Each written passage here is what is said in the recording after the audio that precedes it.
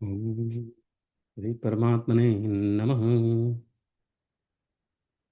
वेद और श्री मद् भगवद गीता में स्वामी श्री राम सुखदास जी के विचारों को आज पढ़ेंगे।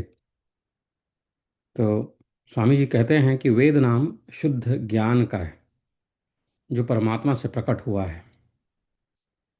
ब्रह्माक्षर समुद्भवम गीता के 3:15वें श्लोक में आता है। आगे ब्राह्मणास्तेन वेदाश यज्ञाश विहिता पुरा गीता के 17वें 23 श्लोक में आता है। 17वें अध्याय के 23 श्लोक में आता है। वही ज्ञान आनुपूर्वी रूप से ऋक यजुः आदि वेदों के रूप से संसार में प्रकट हुआ है। वेद नाम शुद्ध ज्ञान का है जो परमात्मा से प्रकट हुआ है। वही ज्ञान आनुपूर्वी रूप से ऋक यजुः आदि वेदों के रूप में संसार में प्रकट हुआ है। उन वेदों का सार उपनिषद है और उपनिषदों का सार श्रीमद् भगवत गीता है। वेदों का सार उपनिषद है और उपनिषदों का सार श्रीमद् भागवत गीता है। वेद तो भगवान के निःश्वास हैं। यस्य निःश्वासितम वेदाः, पर गीता भगवान की वाणी है। वेद भगवान के निःश्वास हैं और गीता भगवान की वाणी है। वेद और उपनिषद तो अधिकारी मनुष्यों के लिए है। वेद और उपनिषद अधिकारी मनुष्यों के लिए है, लेकिन गीता में मनुष्य मात्र का अधिकार है। तो गीता सबके लिए है, ऐसा बता रहे हैं। कौरव पांडवों के इतिहास ग्रंथ महाभारत के अंतर्गत होने से इसके अधिकारी सभी हो सकते हैं। श्री वेद व्यास जी महाराज ने महाभारत रूप पंचम वेद की रचना की और इसीलिए की थी कि मनुष्य मात्र को वेदों का ज्ञान प्राप्त हो सके। तो महाभारत सबको पढ़ना चाहिए। गीता में भगवान ने वेदों का बहुत आदर किया है और उनको अपना स्वरूप बताया है। गीता के 9वें अध्याय के 17वें श्लोक में आता है, पिता अहमस्य जगतो ऋक्साम यजुरेव च, जिसमें नियताक्षर वाले मंत्रों की ऋचाएं हैं। जिसमें नियताक्षर वाले मंत्रों की ऋचाएं हैं वह ऋग्वेद कहलाता है। जिसमें स्वरों सहित गाने में आने वाले मंत्र हैं वह सामवेद कहलाते हैं। जिसमें अनियत याक्षर वाले मंत्र हैं वह यजुर्वेद कहलाते हैं। जिसमें अस्त्र शस्त्र भवन निर्माण आदि लौकिक विद्याओं का वर्णन करने वाले मंत्र हैं वह अथर्ववेद कहलाता है। लौकिक विद्याओं का वर्णन होने से भगवान ने गीता में अथर्ववेद का नाम न लेकर केवल ऋग्वेद सामवेद और यजुर्वेद इन तीन वेदों का ही नाम लिया है। जैसे ऋक्साम यजुरेव च 9:17 में आता है। त्रय विद्या 9:20 में आता है। त्रयी धर्म अनुप्रपन्ना 9:21 में आता है। भगवान ने वेदों में सामवेद को अपनी विभूति बताया है। वेदानाम साम वेदोस्मि 10वें अध्याय के 22वें श्लोक में आता है। सामवेद में बृहत साम नामक एक गीति है जिसमें इंद्र रूप परमेश्वर की स्तुति की गई है। अतिरात्रयाग में यह एक पृष्ठ स्तोत्र है। सामवेद में सबसे श्रेष्ठ होने के कारण इस बृहत साम को भी भगवान ने अपनी विभूति बताया है। बृहत साम तथा साम नाम गीता के 10:35 में आता है। सृष्टि में सबसे पहले प्रणव यानी कि ओम प्रकट हुआ। इस प्रणव की तीन मात्राएं हैं, अ, उ, म। इन तीनों मात्राओं से त्रिपदा गायत्री प्रकट हुई है। त्रिपदा गायत्री से ऋक् साम और यजुः, ये तीन वेद प्रकट हुए हैं। वेदों से शास्त्र पुराण आदि संपूर्ण वांग्मय जगत प्रकट हुआ है। इस दृष्टि से प्रणव सबका मूल है और इसी के अंतर्गत गायत्री तथा संपूर्ण वेद है। अतः जितनी भी वैदिक क्रियाएं की जाती हैं वे सब ओम का उच्चारण करके ही की जाती हैं। तस्मादोमित्य तस्मादोमित्युदा हृत्य ब्रह्मवादिनाम, गीता के 17वें अध्याय के 24वें श्लोक में आता है। जैसे गायें सांड के बिना फलवती नहीं होती, ऐसे ही वेद की जितनी ऋचाएं श्रुतियां हैं वे सब ओम का उच्चारण किए बिना अभिष्ट फल देने वाली नहीं होती। गीता में भगवान ने प्रणव को भी अपना स्वरूप बताया है। गिरामस सम्येकमक्षरम 10:25 में आता है। प्रणव सर्व वेदेषु 7:8 में आता है। गायत्री भी अपना गायत्री को भी अपना स्वरूप बताया है। गायत्री छंद सामहम 10:35 में आता है। और वेदों को भी अपना स्वरूप बताया है। सृष्टि चक्र को चलाने में वेदों की मुख्य भूमिका है। वेद कर्तव्य कर्मों को करने की विधि बताते हैं। कर्म ब्रह्मोद्भवम विद्धि, गीता 3:15 में आता है। एवं बहुविधा यज्ञा विदता ब्रह्मणो मुखे, गीता 4:32 में आता है। इसमें ब्रह्म पद वेद का वाचक है। मनुष्य उन कर्तव्य कर्मों का विधिपूर्वक पालन करते हैं। कर्तव्य कर्मों के पालन से यज्ञ होता है। यज्ञ से वर्षा होती है। वर्षा से अन्न होता है। अन्न से प्राणी उत्पन्न होते हैं और उन प्राणियों में मनुष्य कर्तव्य कर्मों के पालन से यज्ञ करते हैं। इस तरह यह सृष्टि चक्र चल रहा है। अन्नाद् भवन्ति भूतानि, पर्जन्याद् तत्र संभवः, यज्ञाद् भवति पर्जन्यो, यज्ञ कर्म समुद्भवः।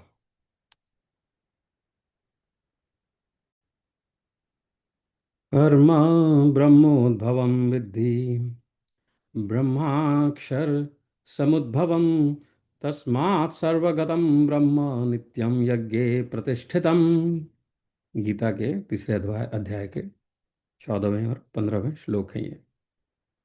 भगवान गीता में कहते हैं कि ऊपर की ओर मूल वाले और नीचे की ओर शाखा वाले जिस संसार रूप अश्वत्थ वृक्ष को अव्यय कहते हैं और वेद जिसके पत्ते हैं, उस संसार वृक्ष को जो जानता है वह संपूर्ण वेदों को जानने वाला है। गीता के 15वें अध्याय के पहले श्लोक में ही आता है कि ऊर्ध्वमूला मधः शाखम अश्वत्थम प्राहुरव्ययम, छंदांसि यस्य पर्णानि यस्तम वेद स वेदवेत्। संसार से विमुख होकर उसके मूल परमात्मा से अपनी अभिन्नता का अनुभव कर लेना ही वेदों का वास्तविक तात्पर्य जानना है। वेदों का अध्ययन करने मात्र से मनुष्य वेदों का विद्वान तो हो सकता है पर यथार्थ तत्ववेत्ता नहीं। परंतु वेदों का अध्ययन न होने पर भी जिसको संसार से संबंध विच्छेद पूर्वक परमात्म परमात्म तत्व का अनुभव हो गया है, वही वास्तव में वेदों के तात्पर्य को जानने वाला अर्थात अनुभव में लाने वाला वेदवत्ता है। यस्तम वेद स वेदवित्। भगवान ने भी अपने को वेदांत का कर्ता अर्थात वेदों के निष्कर्ष का वक्ता और वेदवत्ता कहा है। गीता के 15वें अध्याय के 15वें श्लोक में बोलते हैं कि वेदांत कृद्वेद विदेव चाहम। इससे यह तात्पर्य निकलता है कि जिसने परमात्म तत्व का अनुभव कर लिया है, ऐसे वेद वेत्ता की भगवान के साथ एकता सधर्मता हो जाती है।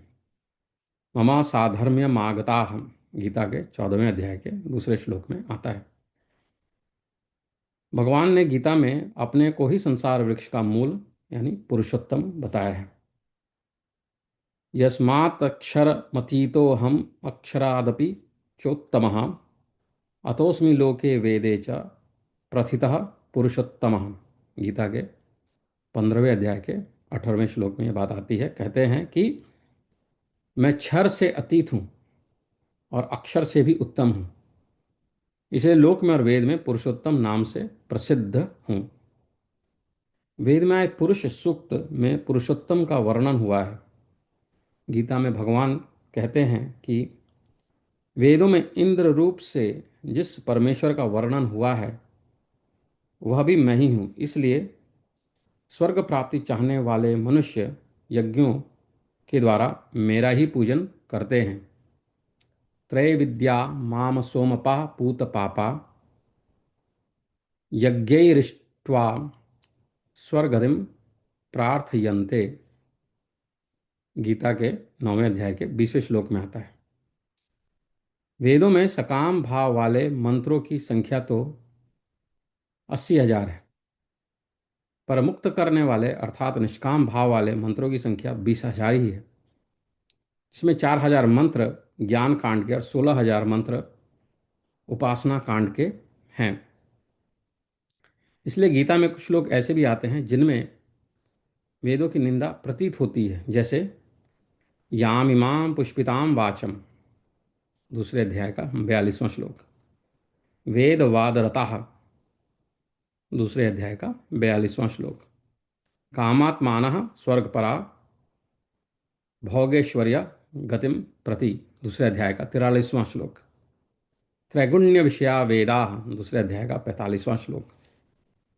जिज्ञासुरपि योगस्य शब्द ब्रह्माति वर्तते, छठे अध्याय का 44वां श्लोक। एवं त्रयीधर्म अनुप्रपन्ना गतागतम काम कामा लभन्ते, 9वें अध्याय का 21वां श्लोक। न वेद यज्ञाध्ययन नैर्न दृष्टुम त्वदन्येन क्रूर प्रवीर, 11वें अध्याय का 48वां श्लोक। नाहम वेदैर्न तपसा माम यथा, 11वें अध्याय का 53वां श्लोक। छंदांस यस्य पर्णानि, 15वें अध्याय का पहला श्लोक आदि। वास्तव में यह वेदों की निंदा नहीं है, प्रत्युत वेदों में आए सकाम भाव की निंदा है। संसार के मनुष्य प्रायः मृत्यु लोक के भोगों में ही लगे रहते हैं, परंतु उनमें भी जो विशेष बुद्धिमान कहलाते हैं, उनके हृदय में भी नाशवान वस्तुओं का महत्व रहने के कारण जब वे वेदों में कहे हुए सकाम कर्मों का तथा उनके फल का वर्णन सुनते हैं, तब वे वेदों में श्रद्धा विश्वास होने के कारण यहाँ की भोगों की इतनी परवाह ना करके स्वर्ग प्राप्ति के लिए वेदों में वर्णित यज्ञों के अनुष्ठान में लग जाते हैं। उन सकाम अनुष्ठानों के फल स्वरूप वे लोग स्वर्ग में जाकर देवताओं के दिव्य भोगों को भोगते हैं, जो मनुष्य लोक के भोगों की अपेक्षा बहुत विलक्षण है। वे लोग स्वर्ग के प्रापक जिन पुण्यों के फल स्वरूप स्वर्ग में जाते हैं, उन पुण्यों के समाप्त होने पर वे पुनः मृत्यु लोक पर लौट आते हैं। तेतम भुक्त्वा स्वर्गलोकम विशालम क्षीणे पुण्ये मर्त्यलोकम विशंति, गीता के 9वें अध्याय के 21वें श्लोक में आता है। सकाम भाव के कारण ही मनुष्य बार बार जन्मता मरता है। गतागतम काम कामा लभन्ते, गीता के 9वें अध्याय के 21वें श्लोक में आता है। इसलिए भगवान ने सकाम भाव की निंदा की है। वेदों में सकाम भाव का वर्णन होने का कारण यह है कि वेद श्रुति माता है और माता सब बालकों के लिए समान होती है। संसार में सकाम भाव वाले मनुष्यों की संख्या अधिक रहती है, अतः वेद माता ने अपने बालकों की अलग अलग रुचियों के अनुसार लौकिक और पारमार्थिक सब तरह की सिद्धियों के उपाय बताए हैं। भगवान ने वेदों को संसार वृक्ष के पत्ते बताए हैं, छंदांस यस्य पर्णानि, और वेदों की वाणी को पुष्पित कहा है, याम इमाम पुष्पिताम वाचम। यद्यपि निषिद्ध कर्मों को करने की अपेक्षा वेद विहित सकाम अनुष्ठान को करना श्रेष्ठ है, तथापि उससे मुक्ति नहीं हो सकती। अतः साधक को वैदिक सकाम अनुष्ठान रूप पत्तों और पुष्पों में तथा नाशवान फल में न फंसकर संसार वृक्ष के मूल परमात्मा का ही आश्रय लेना चाहिए। वेदों का वास्तविक तत्व संसार या स्वर्ग नहीं है, प्रत्युत परमात्मा ही है। वेदैश्च सर्वैरह मेव वेद्यः, गीता के 15वें अध्याय के 15वें श्लोक में आता है। महाभारत के शांति पर्व 318वें 50 में आया है कि सांगोपांगानपि यदि यश्च वेदान धीयते वेद वैद्यम न जानीते वेद भार बहु ही सह। सांगोपांग वेद पढ़कर भी जो वेदों के द्वारा जानने योग्य परमात्मा को नहीं जानता, वह मूढ़ केवल वेदों का बोझ ढोने वाला है। हरि ओम। ओम नमः शिवाय।